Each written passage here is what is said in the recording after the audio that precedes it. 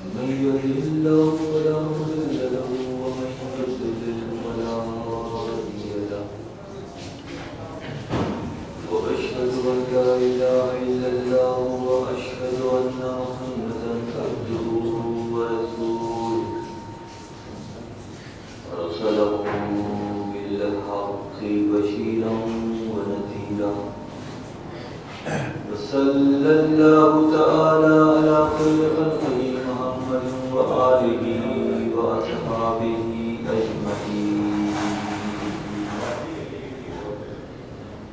قال الله تعالى: وإذ ابتلى إبراهيم ربه بكلمات فتمهن قال إني جاعلك للناس إماما قال ومن ذريتي قال لا ينال أحد الظالمين. قال رسول الله صلى الله عليه وسلم: من كان نبيا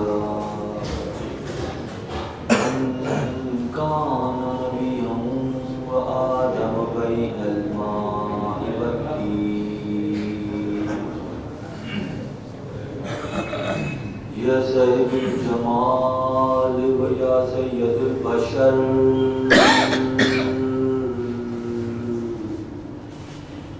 من وجهك المنير لقد نفر القمر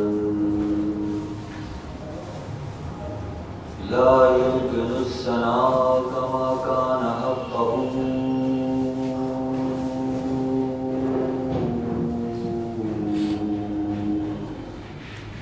بعد الخدا بزرگ توئی قصہ مختصر. تیری رحمتوں کا دریا سریام چل رہا ہے،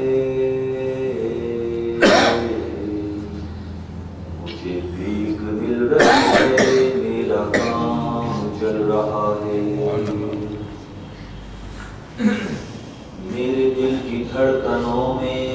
ہے شریک نام تیرا، اسی نام کی بدولت میرا کام چل رہا ہے. تیرے نام کوئی کام بگڑنے نہیں دیتا، بگڑے بھی بناتا ہے فقط نام محمد. خوشا مسجد و مسجد محراب و منبر، خوشا مسجد محراب و منبر کہ دروے بود خیل و خال محمد. انتہائی واجب احترام بزرگان دین، اہل محبت ساتھیوں اور نوجوان دوستوں، اللہ تعالیٰ کا بے حد شکر احسان ہے کہ ہمارے مرکز خانقاہ نظامیہ گلزار سعیدیہ پر درس تاریخت کے عنوان کے تحت یہ محفل گزشتہ 17 ہفتوں سے سجائی جا رہی ہے، اور تحدیث نعمت کے طور پر ہمارے شیخ حضرت قاضی شاہ شفیق احمد فاروقی جامع دورہ ساکن مدینہ نے یہ عنوان ہمیں دیا کہ اس مقام پر ہر شب جمعہ میں صراط الذین انعمت کے عنوان کے تحت اللہ کے ان دوستوں کا، اللہ کے ان ولیوں کے تذکرے کی محفل سجائی جائے جو اللہ کی فہرست میں انعام یافتہ کہلاتے ہیں، جو اللہ نے انعام کیا، جن کو اللہ نے فضل کیا، جن کو اللہ نے منتخب کر لیا، اور زندگی کے دائرہ بشریت کے اس دور میں انہوں نے یہ ثابت کر دکھایا کہ وہ واقعاً اللہ کی قربت کے مستحق ہیں. کیوں؟ کہ اپنے ہر عمل کو اللہ کی مرضی کے تابع کر دیا۔ اسی لیے قرآن میں اس موقع پر واتخذ من مقام ابراہیم مقام ابراہیم مصلی فرمایا کہ انہی انعام یافتہ دوستوں میں سے جو سب سے زیادہ مکرم مقدم ہیں، مقدس ہیں اور دین حنیف وحدانیت کا سبق دینے والے، اللہ کی مخلوق کو اللہ سے ملانے کا فریضہ انجام دینے کی پہلی بنیاد رکھنے والی شخصیت بشریت میں حضرت ابراہیم علیہ السلام کی ذات مبارکہ ہے۔ وَاتَّخَذَ اللَّهُ إِبْرَاهِيمَ خَلِيلًا کہ اللہ نے سورہ نساء میں یہ فرمایا کہ اللہ نے ابراہیم کو اپنا دوست بنا لیا۔ اور ابراہیم کی اداؤں قربان جائیے، گزشتہ نشست سے ہم نے اس گفتگو کی ابتدا کی تھی کہ مقام ابراہیم علیہ السلام خلیل الرحمن اللہ کے دوست کا تذکرہ یہاں کیا گیا، اور آج کی نشست کو آگے اسی مضمون کو آگے بڑھاتے ہوئے ابراہیم خلیل اللہ سے پھر اگلا سبق جو ہے فلسفہ قربانی، جو کہ کل ہم نے جو قربان منائی ہے مسلمان سے گفتگو کر لیتے ہیں، سلسلہ چلتا ہے ابراہیم علیہ السلام کی ذات مبارکہ سے، اور 4,500 سال تقریباً ہونے کو آئے اس واقعے کو جب ابراہیم علیہ السلام کو اللہ نے عراق کی سرزمین میں مبعوث کیا،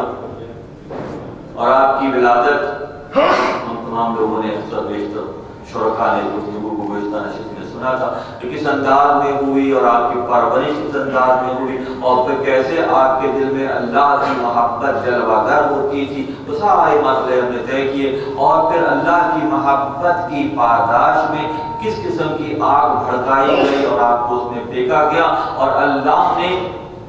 توکل کی اعلیٰ ترین منزل آپ کی ذات میں دکھائی، اور اس کے بعد وہ اللہ کی جانب سے انعام و اکرام آیا تو آگ جو ہے آپ کے لیے ٹھنڈی کر دی گئی، جہاں تک تو گفتگو ہوئی تھی۔ اب اگلے مرحلے میں چلتے ہیں۔ یہ سارے مرحلے جب طے ہو گئے، نمرود بن کنعان اپنی سازش میں اللہ کے دوست کو نقصان پہنچانے کی سازش میں ناکام ہو گیا، ایک طرح سے وہ وصفہ بھی ہو گیا، اور اس کی پاداش میں اللہ کی جانب سے اس پر سختی آئی۔ اللہ کے ایک ولی، اللہ کے ایک نبی، اللہ کے ایک دوست، قربت کے اعتبار سے اعلیٰ ترین منزل پر فائز شخصیت کو جب دکھ پہنچایا گیا تو پھر کیا ہوا کہ نمرود کے لیے اللہ نے ایک مچھر مسلط کر دیا۔ اس مچھر کی خاص بات یہ تھی کہ اس کا ہر عضو ایک ہی تھا، ایک پیر تھا، ایک اس کا ڈنک مارنے کا سونڈ تھی، ایک اس کا پر تھا، ایک پیر تھا۔ وہ ایسی مخلوق اللہ نے تشکیل دی، اللہ نے بنائی۔ اللہ خالق ہے، تمام کائناتوں کا وہ رب ہے، اور تمام کائناتوں کے رب سے محبت اور خود سپردگی کا مظاہرہ جب ایک شخصیت کرتی نظر آتی ہے تو اللہ تعالیٰ کیسے انعام و اکرام کی بارش کرتا ہے اور ان کے دشمنوں کو کس انداز میں پھر نیست و نابود کر دیتا ہے۔ ایک ایسا مچھر تخلیق کیا گیا، خصوصی طور پر بنایا گیا، وہ بنا سکتا ہے جو چاہتا ہے، اللہ تعالیٰ ہر شے پر قادر ہے۔ مچھر ناک کے راستے اس کے دماغ تک چلا گیا، اور اس کی سرسراہٹ سے اس کا نروس سسٹم بہت بری طرح سے متاثر ہوتا تھا، تو ایک بندہ ملازم رکھ لیا گیا، جب وہ سرسراہٹ ہوتی تو وہ اس کے سر پہ باقاعدہ چمڑے کے بنے ہوئے جوتے سے ضرب لگاتا تو کچھ دیر کے لیے ٹھہراؤ پیدا ہوتا۔ صبح سے لے کے شام تک کئی بار یہ مرحلہ طے ہوتا کہ نمرود کے سر پر اس مچھر کی سرسراہٹ کی وجہ سے جو تکلیف ہوتی تو وہ اس کا ازالہ اس انداز میں ہوتا کہ اس کے سر پر جوتوں کی بارش ہوتی۔ تو اللہ کی دوستوں کے دلوں کو دکھانے والوں تا قیامت تک کے لیے اللہ نے یہ مثال قائم کر دی کہ جن کو ہم نے اپنا دوست قرار دے دیا، جنہوں نے اپنی زندگی کو ہمارے لیے وقف کر دیا، تو ان کے ساتھ تو معاملہ ایسا ہوتا ہے کہ اللہ نمرود جیسے طاقتور بادشاہ کو ایک مچھر کے ذریعے آخر میں اس کا انجام اس انداز میں ہوا کہ وہ ہلاک ہو گیا۔ اور ہر دور کے متکبر، ہر دور کے خود پسندوں کا انجام اسی انداز میں ہوتا ہے، جتنی بڑی ان کی خود پسندی ہوتی ہے ان کا نسخہ اتنا ہی چھوٹا لکھا جاتا ہے۔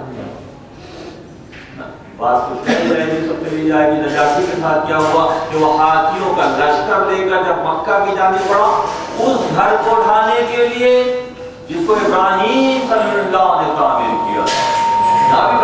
مبارکہ نظر آتی ہے کہ اس گھر کی تعمیر کو اللہ نے ابراہیم خلیل اللہ کے ہاتھ سے کروایا۔ تو پہلے تو مچھر سے انجام ہوا، اگلے مرحلے میں زیادہ وقت نہیں گزرا، نبی صلی اللہ علیہ وسلم کی ولادت کے سن ہی میں، اس ولادت کے سال ہی میں یہ عام الفیل کا واقعہ مکہ کی سرزمین پر ہوتا نظر آتا ہے، جب وہ ہاتھیوں کے لشکر کو لے کر چلا،